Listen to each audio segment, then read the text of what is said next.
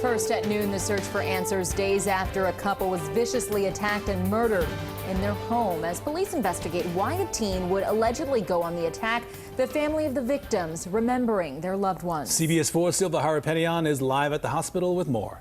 Silva. Good afternoon. The man who tried to break up this fight is still recovering here at St. Mary's in West Palm Beach. We are told so is the 19-year-old suspect who's accused of stabbing him, and also Michelle and John Stevens. And today we are learning more about the couple. We're learning more about John. In fact, his son says his father was finally where he wanted to be in life. He had a boat and was fishing in his free time. That was always his dream. John Stevens IV speaking about his father, John Stevens III, stabbed, killed in his garage in Tequesta, the victim of a random act of violence.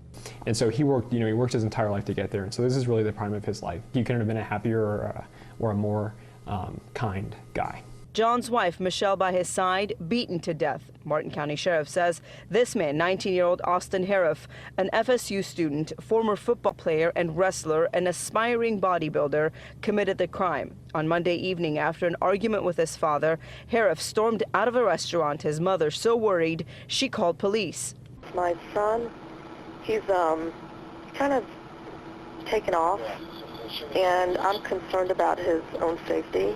Feels immortal and like a superhero, so I don't know what's going on with him. About an hour later and a few miles away, Harapetian would encounter the Stevenses sitting in their garage. Martin County Sheriff said by the time they arrived, Harapetian had already stabbed another neighbor and was biting off pieces of John Stevens' face.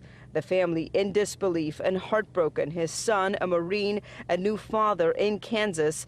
He was scheduled to travel to Florida in a few weeks. His dad was going to meet his new granddaughter for the first time. He was going to meet her, and he wanted to take her on the water, and he was really excited about it.